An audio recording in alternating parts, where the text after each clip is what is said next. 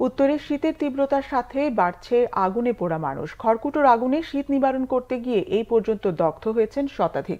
রংপুর মেডিকেলে চলছে তাদের চিকিৎসা। হিমশিম খাচ্ছে চিকিৎসকরা। মৃত্যু হয়েছে 3 জনের। রংপুর থেকে জুয়েল আহমেদের রিপোর্ট, ক্যামেরায় শাহনেওয়াজ জনি। তীব্র শীতে খড়কুটোর আগুন ভরসা উত্তরের প্রান্তিক মানুষের, কিন্তু বিপজ্জনক এ কাজে অসাবধানতায় দগ্ধ হচ্ছেন অনেকেই।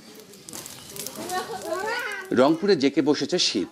হাড় হিম করা শীতল বাতাসে কাবু উত্তর জনপদের মানুষ। গরম কাপড় নেই হতদরিদ্রদের। খড়কুটোর আগুনে তা দিয়ে শীত নিবারণ করতে গিয়ে পুড়ছেন অনেকে। ঠান্ডা লাগছে তো আগুন পাওয়ার ধরে কাপড়ের আসলে আগুন নাকি পড়া গেছে। বাইরে যখন বাইর হয়েছে দৌড়াদৌড়ি করছে, আগুনটা বৃদ্ধি পাইছে। পরবর্তীতে একজন দেখতে পেয়ে পুকুরে ধাক্কা মেরে ফালাই দিচ্ছে। তাপাইতে গেছে আগুন, তাপানোর পরে কেমনে কিভাবে আগুন লাগছে এটা জানি না। চিকিৎসা হচ্ছে, কিন্তু এখান থেকে যা দিচ্ছে তাতে আমাদের পক্ষে চালানো সম্ভব না। সূর্যের আলোয় ঝলমলে দিনের দেখা না পাওয়ায় গোসল করতে গিয়ে কেউ কেউ পুড়েছেন গরম পানিতে। শীত একটু বেশি ছিল, ওর একটু ঠান্ডা ছিল, এই জন্য হচ্ছে যে গরম পানিটা দিয়ে গোসল করাই দিই। ওই পানিটা ওর মুখের উপর ছিটকে পড়ছে, আর যে ও পানিটা নিয়ে আসছে ওরও হাতে পুড়ে গেছে। সেকতে যা পিছনে আগুন লাগছে দেখি নাই, পরে ঘুরি দেখি আগুন লাগছে। তারপরে আমি বাথরুমে গিয়ে আগুন নিবাই। পিছন দিকে ঘুরে দেখছি রান্নায় আগুন, রান্না ফেলে দিছি।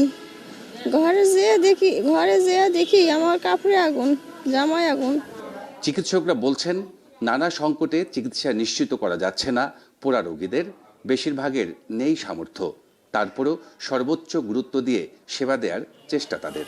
মারণের চিকিৎসা একটা ব্যয়বহুল চিকিৎসা, দীর্ঘমেয়াদী চিকিৎসা, এবং এটাতে বিশেষজ্ঞ সার্ভিসের পাশাপাশি অন্যান্য জনবলও লাগে। জনবল প্রথম থেকেই অপ্রতুল, এখনও অপ্রতুল। যারা এইভাবে আসছে তাদেরকে যাতে দ্রুত এই চিকিৎসা শুরু করা যায়, এবং আমাদের এখানে 14 বেডের বার্ন ইউনিটটি আছে যেটা সচল, এবং এখানে আমাদের পর্যাপ্ত পরিমাণে চিকিৎসা আর সামগ্রী এবং ডাক্তার অ্যাভেলেবেল আছেন।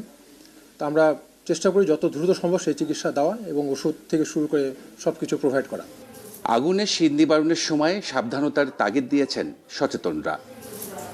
জুয়েল আহমেদ, বাংলা ভিশন, রংপুর।